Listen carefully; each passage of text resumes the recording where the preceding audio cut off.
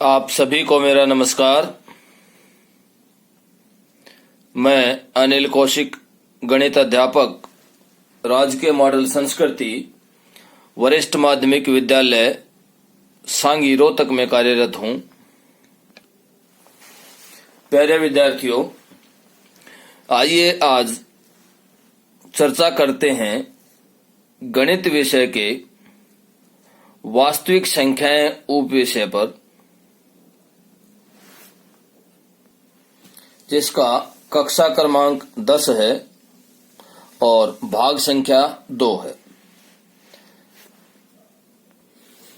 आइए सबसे पहले चर्चा करते हैं कि भाज्य संख्या और अभाज्य संख्या क्या होती हैं। भाज्य संख्या क्या होती है? देखिए, जब हम भाज्य संख्या की बात करते हैं तो हम किसी संख्या के गुणनखंडों के बारे में जानना चाहिए कि भाज्य संख्या की उसके गुणनखंड इस संख्या का नाम सुनते ही हमारे दिमाग में क्या आता है। देखिए, थोड़ा सा विचार कीजिए इस पर। भाज्य संख्या अर्थात 2 से अधिक गुणनखंड।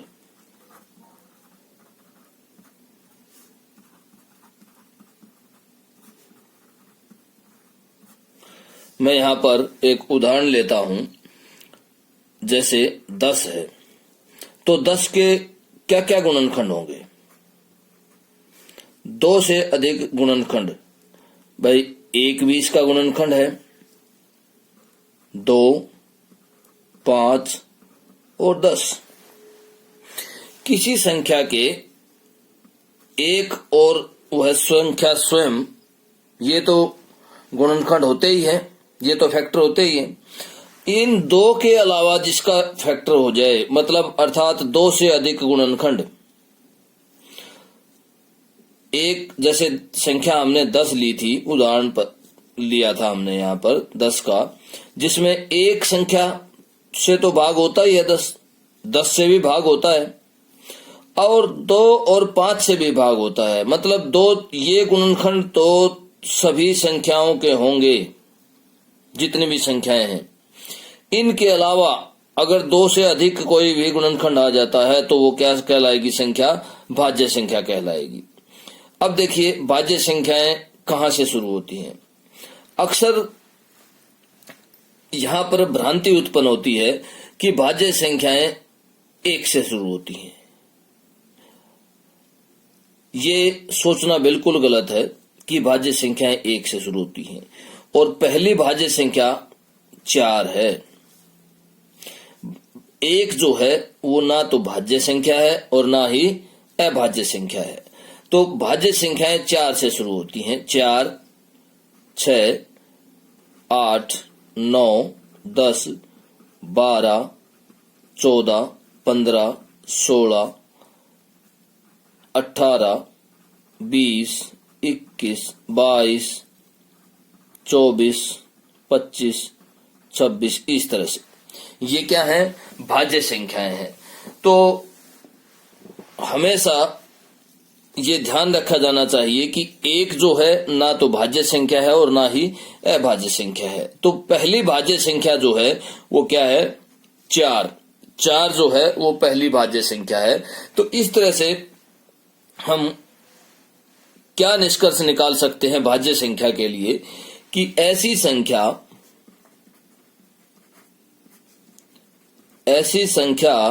या ऐसी संख्याएं जिनका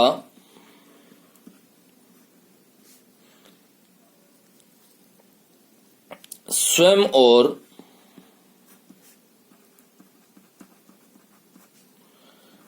एक को छोड़कर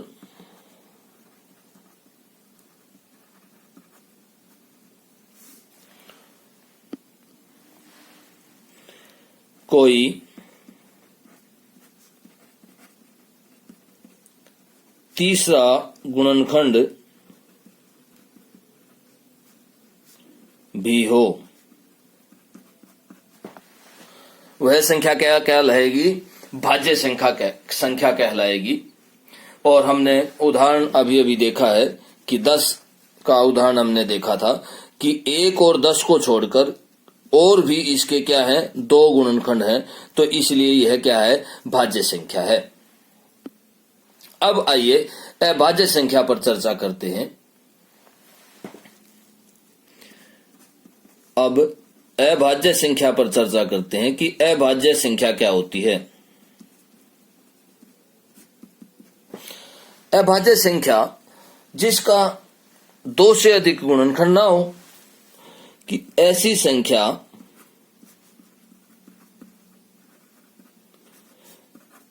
जिसके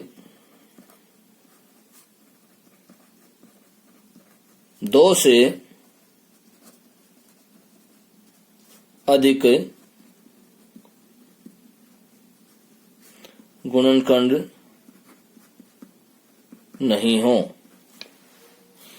अब यहां देखिए, जैसे 2 है, 2 के सिर्फ 2 ही गुणनखंड हैं, 1 और 2। 3 के सिर्फ 2 ही गुणनखंड हैं, 1 और 3। 5 के सिर्फ 1 और 5। 7 के सिर्फ 2 ही गुणनखंड हैं, 1 और 7। तो इस तरह से ये सभी क्या हैं? 2, 3, 5, 7, ये सभी क्या हैं? अभाज्य संख्याएं हैं। इनके केवल और केवल 2 ही गुणनखंड हैं, 2 से अधिक गुणनखंड नहीं हैं।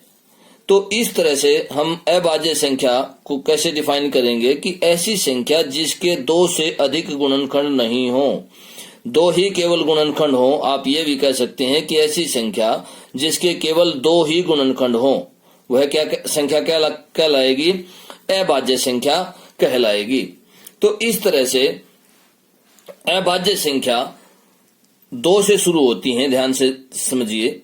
2, 3, 5, 7, 11, 13, फिर 17, 19, 23, 29। इस तरह से ये क्या है? सभी अभाज्य संख्याएं हैं। आइए अब इन अभाज्य संख्याओं के वर्गमूल पर चर्चा करते हैं। देखिए, या यह सिद्ध करते हैं कि अभाज्य संख्याओं का वर्गमूल एक अपरिमेय संख्या होता है। तो देखिए, वर्गमूल 2, वर्गमूल 3, वर्गमूल 5, इसी तरह से वर्गमूल 7, या आगे चलते जाएंगे, वर्गमूल p अपरिमेय संख्याएं हैं।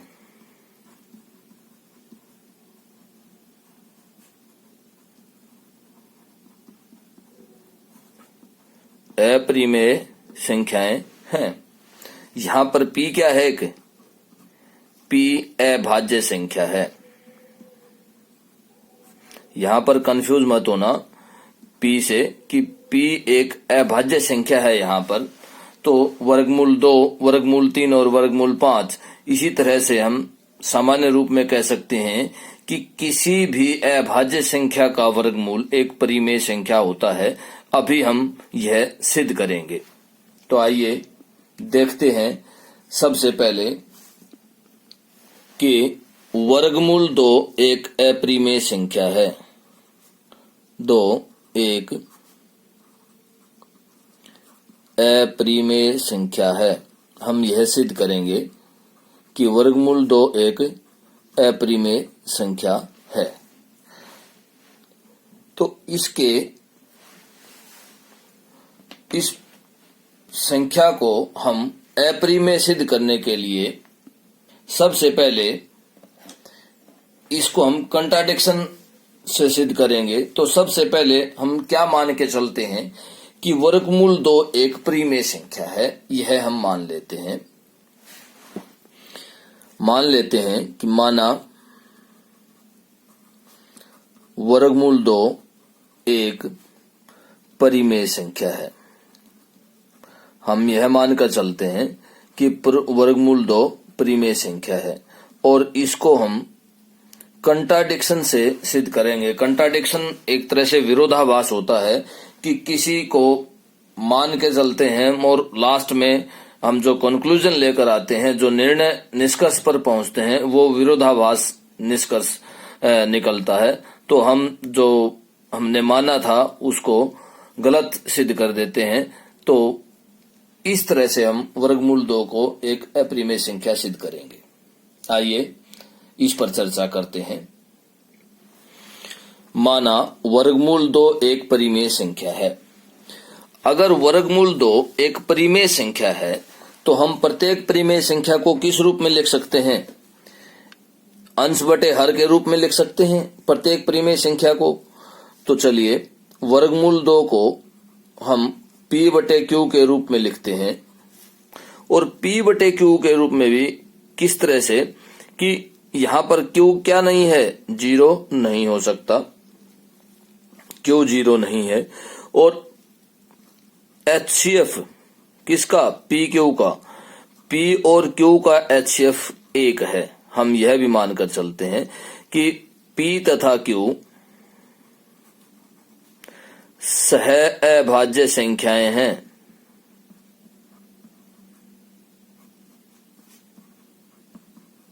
सह अभाज्य संख्याएं हैं P और Q। सह अभाज्य संख्याएं कौन सी होती हैं?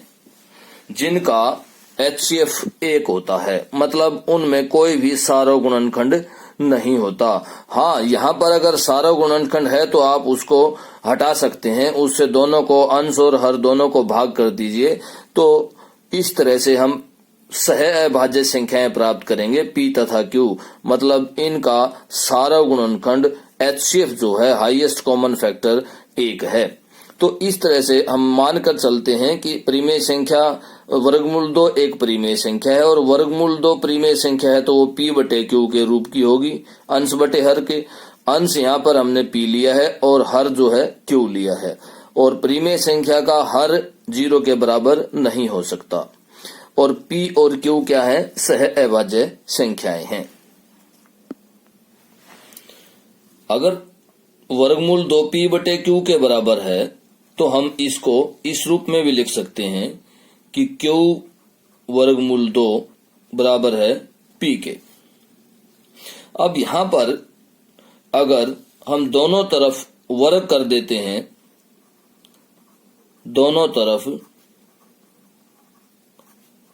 वर्ग करने पर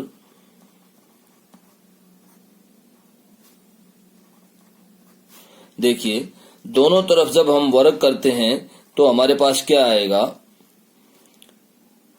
क्यू स्क्वेयर और ये 2 आ जाएगा और ये p स्क्वेयर, मतलब 2q स्क्वेयर किसके बराबर आएगा? p स्क्वेयर के बराबर आ जाएगा। 2q स्क्वेयर अगर p स्क्वेयर के बराबर है, मतलब 2 संख्या p स्क्वेयर को विभाजित करता है।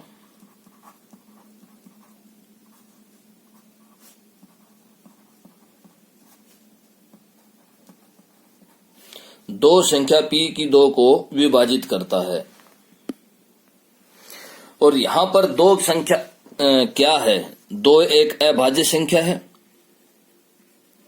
2 एक अभाज्य संख्या है।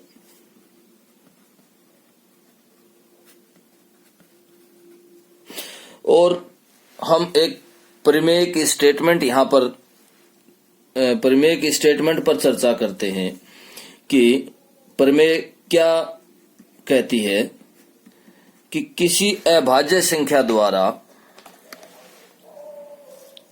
किसी अभाज्य संख्या द्वारा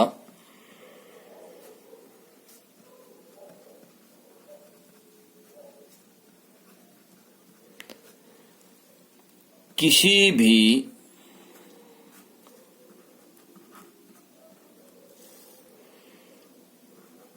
संख्या के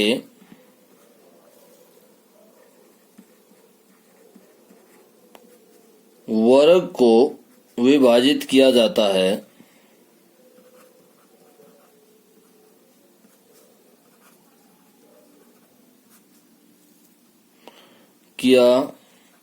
है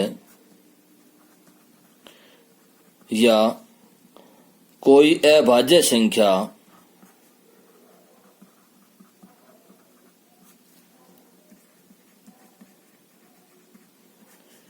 किसी वर्ग संख्या को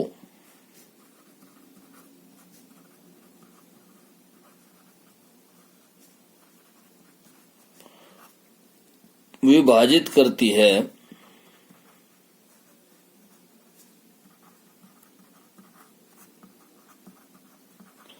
तो वह अभाज्य संख्या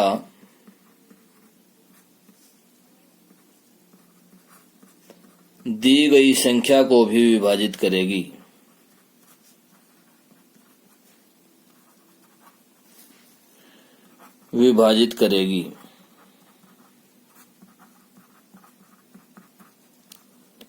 यहाँ हमने इस पर चर्चा की कि कोई भी संख्या हो, अगर उसके वर्ग को कोई भी अभाज्य संख्या विभाजित करती है तो उस संख्या को भी विभाजित करेगी। देखिए यह किस प्रकार होता है। अगर P एक या A एक अभाज्य संख्या है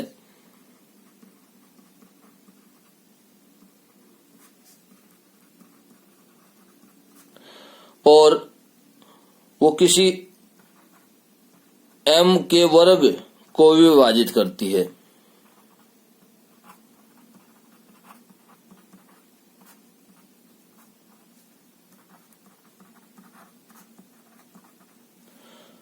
अगर A M की 2 को विभाजित करती है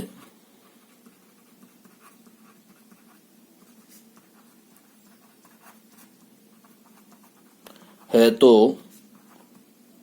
A M को भी विभाजित करेगी।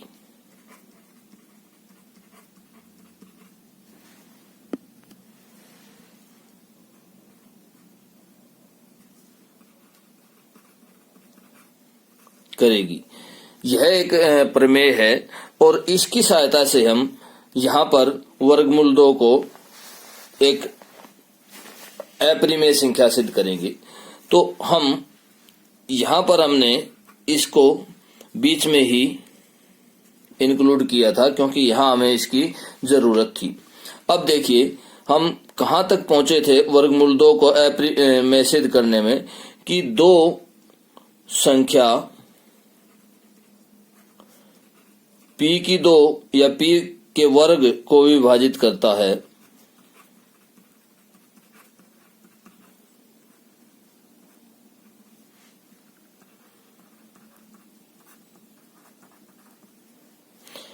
अगर 2 P की 2 को विभाजित करता है तो यहाँ हम उपयुक्त इस प्रमेय के स्टेटमेंट से हम यह कह सकते हैं कि 2 संख्या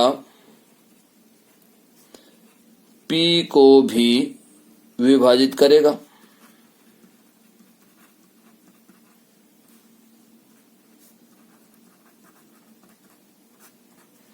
दो जो है संख्या P को भी विभाजित करेगा।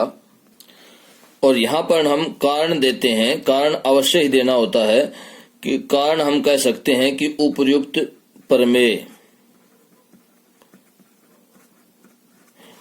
प्रमेय से हम कह सकते हैं कि 2 जो है संख्या P को भी विभाजित करेगा। और 2 अगर संख्या P को विभाजित करेगा तो हम यहाँ पर P को 2 C के रूप में लिख सकते हैं, 2C के रूप में, और P को 2C के रूप में लिख देंगे। और C क्या है यहाँ पर? C कोई भी पूर्णांक है। c क्या है यहाँ पर, c कोई भी पूर्णांक होगा। तो इस तरह से हम दोबारा से वर्ग करते हैं, दोनों तरफ वर्ग करने पर, दोनों तरफ वर्ग करने पर हमें क्या प्राप्त हुआ कि p की 2 बराबर है 2 गुणा 2 गुणा c की 2, या आप कह सकते हैं 4c की 2। अब देखिए यहाँ पर p की 2 का मान हमारे पास क्या आया है, 4c की 2। और इसी तरह से हमने p की 2 का मान पीछे निकाला था। ये देखिए हमने p की 2 का मान क्या निकाला था, 2q की 2। अब हम p की 2 का मान 2q की 2 यहां पर रखेंगे तो देखिए क्या आएगा, p की 2 की जगह हम क्या रख देंगे, 2q की 2, 2q की 2 बराबर है 4c की 2। और यहां से हमारे पास क्या आया, q की 2 जो है वो किसके बराबर होगा, दोनों तरफ 2 से डिवाइड कर दिया तो क्या आ जाएगा, 2c की 2। यहां पर ध्यान से समझिए कि q की 2 जो है वो 2c की 2 के बराबर आ गया हमारे पास। मतलब 2 q की 2 को विभाजित करता है, यह गुणनखंड है।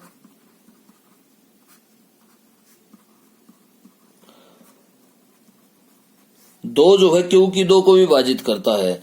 मतलब अगर हम कहें कि जो हमने अभी अभी प्रमेय की स्टेटमेंट पर चर्चा की थी, 2 एक अभाज्य संख्या है, 2 क्या है, अभाज्य संख्या।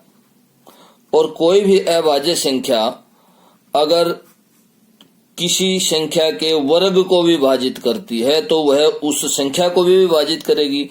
अर्थात यहाँ पर क्या आया हमारे पास, देखिए 2 जो है 2 संख्या q को भी विभाजित करेगी।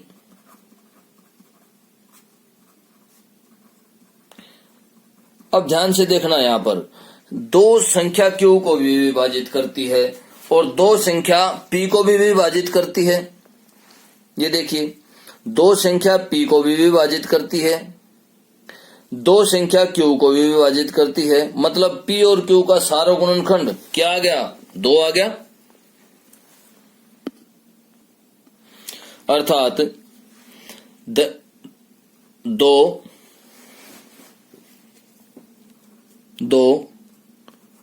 p तथा q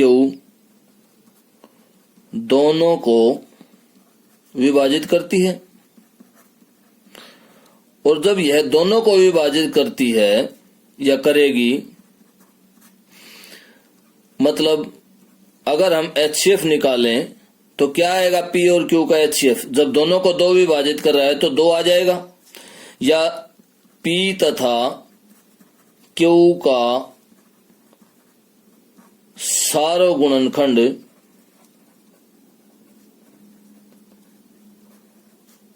दो है।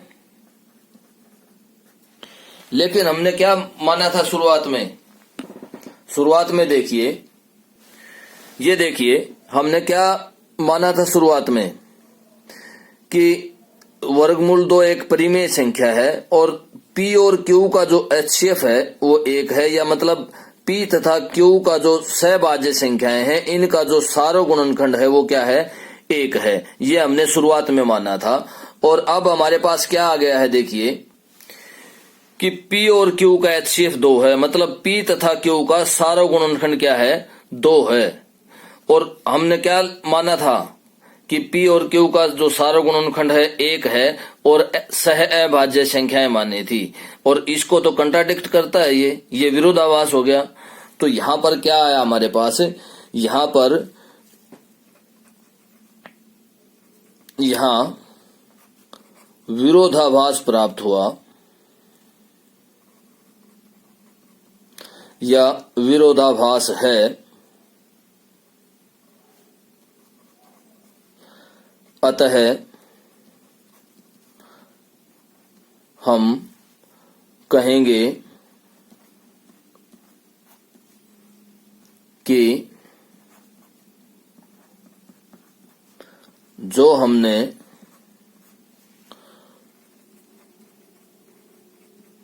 शुरुआत में वर्गमूल 2 को एक परिमेय संख्या माना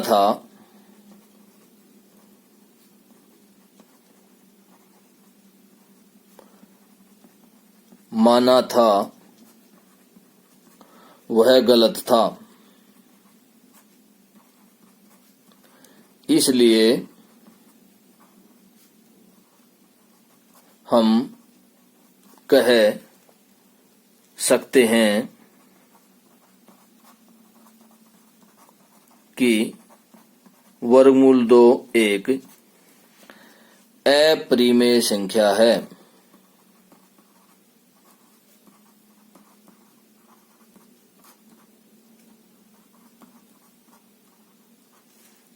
वर्गमूल 2 एक अपरिमेय संख्या है। तो इस प्रकार हमने विरोधाभास से वर्गमूल 2 को एक अपरिमेय संख्या सिद्ध किया। इसको थोड़ा सा एक बार फिर से रिवाइज करते हैं कि वर्गमूल 2 को हमने एक अपरिमेय संख्या कैसे सिद्ध किया। हमने शुरुआत में यह माना कि वर्गमूल एक परिमेय संख्या है, यह हमने माना था।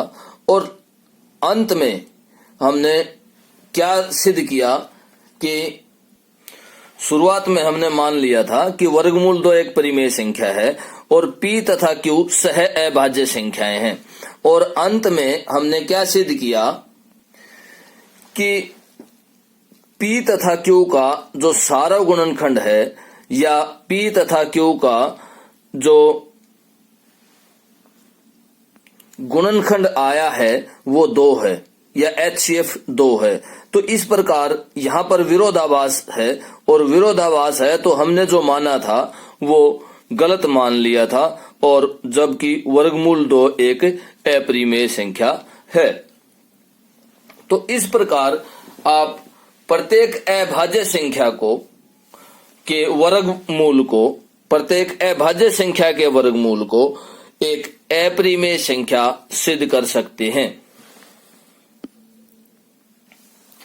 अंत में इतना ही निष्कर्ष निकाला जा सकता है कि आप प्रत्येक अभाज्य संख्या के वर्गमूल को इसी प्रोसेस के साथ आप उसको अपरिमेय संख्या सिद्ध कर सकते हैं। अतः प्यारे विद्यार्थियों, आप आशा है कि प्रश्नावली 1.3 को अच्छे प्रकार से कंप्लीट कर पाएंगे। बहुत बहुत धन्यवाद।